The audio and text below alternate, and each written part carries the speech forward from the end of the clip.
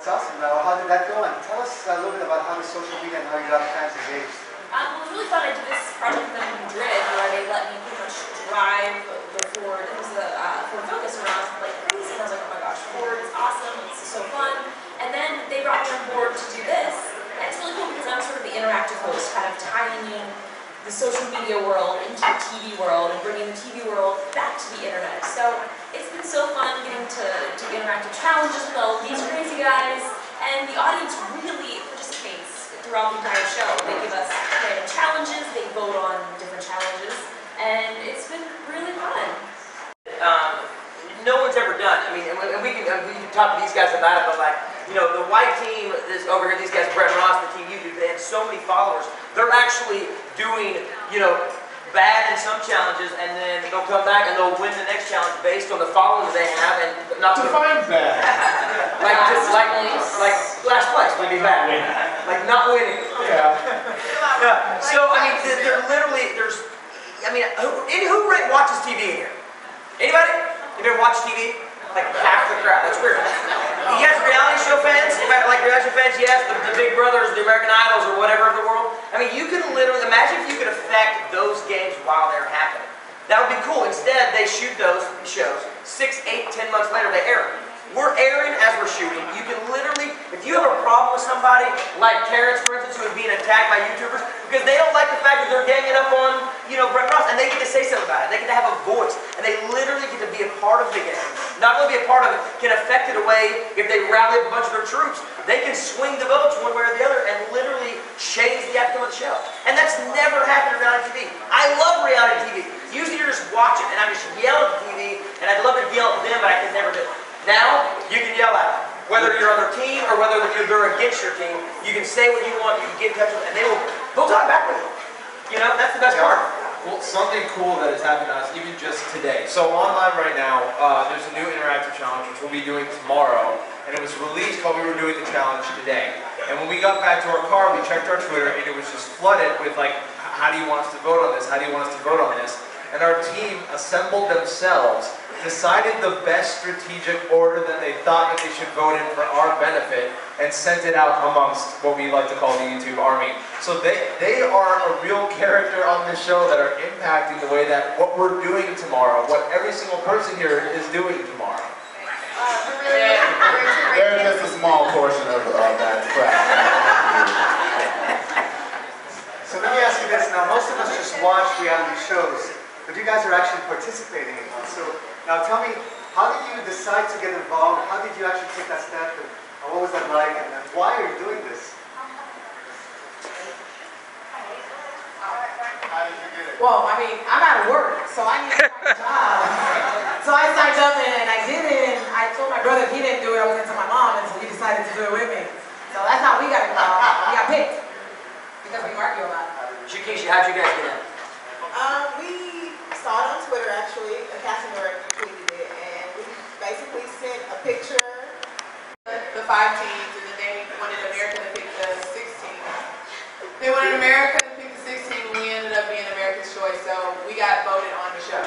So you guys literally heard about it through Twitter, you submitted yourselves via Twitter, and you won America's vote via Twitter, all social media. All social media. And now you got a chance to win $100,000 And a brand new and not social media, and real money. Yeah, not social media money, real. There you go. Real money.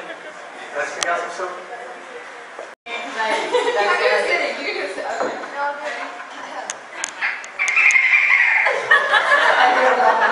Thank you, Rossi. Thank you so much. There you go. She's a dog. Love it. She's a dog. So now let me ask you this. You were all on social media before, right? You all had Movie, saw this movie, but now you get it on Twitter, people are asking you for life counseling, family counseling, they're asking about what you're doing. If we don't show up on Twitter within 6 hours, they say, are you guys traveling? We took a picture, right? Or the guy was watching a live feed, and he saw a car that was in the lane next to us. He actually took a picture of it and told us where we were and what type of car we were driving next to. So social media is real, y'all. Turn your location, yeah. They really care about your life. Like, they want to know how you doing today. Do you feel better? Are you sick? They like want to help you or hurt you if you're Terrence. Freestyle. We've been talking about juicing lately, and all of a sudden we come here and Raw shows up with their new pineapple, cucumber, and vegetable and fruit juices, and gave us a couple cases of it. So because on the road we, drink Cokes and beer. Well, I've been talking about like it's so hard when you're traveling, it's so hard to drink healthy or eat healthy, and then I was like, man, I'm looking for juice bars, I'm tweeting different juice, and they tweeted me, they're like, we're in Miami. Send us your address. Well, I forgot. But they showed up here because I tweeted that I was going to be here, and they showed up with a case of delicious drink. So Yeah, on ice and in a cooler. And I they just apologize to you. yeah, and it's great. You should all try it raw, because it's raw stuff. So I'm a big believer in juicing. I lost a lot of weight last year through juicing. Miami's the worst place to juice bars. The Miami juice. But now that's cool. But Justine, so I have a question for you now. What tips would you give them about social media? Now, you own like 2% of social media, and your whole life is a reality show. So what would you tell the contestants about what they could do? What kind of tips do you have? I think it's interesting watching them because they're all doing a really fantastic job. They're super engaged, always replying back, and they're always constantly online as much as they're allowed to be when they're not doing their challenges, which is kind of crazy. Is it hard for you guys not to have your actual phones and be connected like you normally are? Is that different? I mean, how is that? I'll speak. It is hard because at certain times during the day we'll be doing challenges. As an example today, we're out doing a challenge, and like we were saying, we get back to our cars, we get our phones, and there's like this whole log of tweets and stuff that's been happening, and people are still trying to connect with us even when we're not there. So it's pretty amazing. It's not that hard for me to not have my phone because I only get texts, and now people just really tweet me. Like, I have conversations with my family like through Twitter anyway, so we can still do that with the production phone. So The hardest part for me, and Brett might reflect these sentiments, but it's the balance between tweeting escape route stuff and keeping up with our personal, like, Brett and I are both comedians and we like to tweet funny things and funny observations. Did you not know that you were funny? Some piece of fun. But yeah, so like, one thing that I do miss is I have on my phone, my personal phone, Hootsuite, which is a fantastic app which allows me to schedule tweets, and I'm like, great, well I'm going to put these tweets in and then they're going to go out a certain time so I can kind of keep the people that are following me and don't care about the show entertained and not unfollowing me, and then also be able to tweet the escape route stuff when I need to tweet the escape route stuff and not having it be too much. So not having that ability to schedule a tweet has been the biggest downfall on having my personal phone. Luckily, escape routes is your life right now. Looking car, and it makes your life so easy. It literally parks itself. I mean, you talk about making a guy lazy. Like when you can pull up next to a car, push a button, and it parallel parks for you. But these guys are doing it and using it and showing how cool it is. I think that just gives you a different outlook than you would if you just see a commercial. And I think that's why Ford overall is involved, because it's all about connectivity. It's all about how we connect our lives better together, all elements of our life. And so the car does that, especially the new technology and those new Ford vehicles. And so that's why overall that we are involved, because it is an enabler to connect both your social life and your real life together. And also seeing that you don't have to be that smart to work these cars. You know what I mean? You just called us cool and hip. I didn't say anything about that. It's just cool and hip. You've got feelings. I think the show is really changing television, basically, because, I mean, when I watch TV, I have a phone in one hand and iPad kind of over here and my laptop here, and I'm constantly being connected. And with this show, you are literally affecting it. And I've worked on shows in the past, probably like 5 months ago, that I still can't even tweet about. Whereas this, I'm like, are you sure I can tweet this? They're like, yeah, go ahead. And I think that for the cast and as being hosts as well, that's great for us because we just share that with our followers real time. Service or voice activate service, and then it'll come up with our phone and it says you got a text message. Do you want to read it? And it'll read it to us. Can you choose a voice? Yeah, it goes Spanish, so para que no hable inglés, ahí le da español también, le da francés, le da portugués, it gives you a bunch of languages, so it's perfect, All those. It's great for Spanish people. What? My mommy could drive it now, mommy could break it out. Anyone else? Do you have another feature in the car that you like? I love the kick gate. Was that? Yes.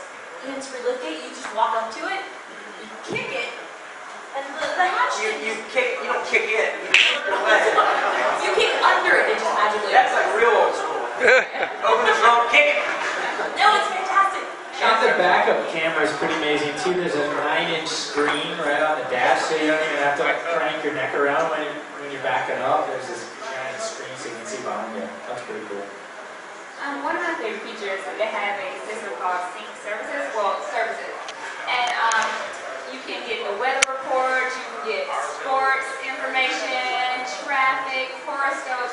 It has any and everything that you would think of, stuff that you wouldn't think of to ask the car. Like, okay, what's the traffic on 95? Like, okay, and it'll tell you, like, go this way, avoid this route. It's really cool. My favorite feature is the parallel parking. It literally parks itself. If you're just driving and it finds an open spot for you, like it's a check mark that comes on the screen, and then you just reverse it, and you can literally lift up your hands, and it'll park for you. Just make sure you brake, or you will hit the car behind you. So make sure you brake. I was actually going to say the exact same thing. Yes, it's cool because you don't have to use your hands, but I like to just like freak out old people who walk by. Because like people, no, honestly, like people who don't know about new cars, who don't watch TV or this or that, who are used to just driving, you know, I don't know, buggy and carriage or whatever, and just them walking on the sidewalk and then just seeing both the passenger and driver with their hands up as it's parking, like the look on their face is awesome. So, like Ross and I will do it for fun, even if we don't need the park. We'll just be like, oh, here's a couple, let's do it here. And so anyway, we like to do it for fun. That's because you're comedians. So funny. And another feature, how many parents are here? How many people have kids or work parents? Well, this one feature that I love, I don't have children, but at one point I will. This one belongs to him. It's my key, where you can activate the speed on the car when you give it to your kid. So if you're afraid that your child's going to speed to 70, 90, you set it at 60, they can't go past it. You can stop it from playing, because there's serious radio in there too. You can stop it from playing curse words. It'll block them from it. The volume, the air conditioner. This is perfect for parents. And a good thing to pass down to your kids. Thank God it didn't come around when I was young. I know, right? Let me ask you this. So there's another Twitter question. What does it mean to have fans? I mean, how does that make you feel? That now you have fans, you're building a following for like watching everything you do. I think it's amazing to understand that like everybody that's following us on Twitter and that we're interacting with on a daily basis, and naturally like certain people are more involved with the competition than others, and to actually get to meet those people at meet and greets like this face to face and put a face in an actual person with that Twitter handle is totally amazing, and it just brings like it makes it very real. And I love like actual relationships with people like face to face, and so incorporating that element has been really cool. And I don't call them friends, I call them familia. Like, son familia, because everybody be like, dímelo primo, dímelo compadre. And they learn our language, and that's why I'm like, yo, you family now. And as Hispanics, we always call somebody primo y prima. So for me, I call them family. Just like Karen. A family I don't want. Right. So let's open it up to questions from you all. Do you have any questions? Hey, you're a heck of a salesman, you know? Huh? You're a heck of a salesman. The other thing I like about it, it has this long winter. Girl, smile for me. Very, very long.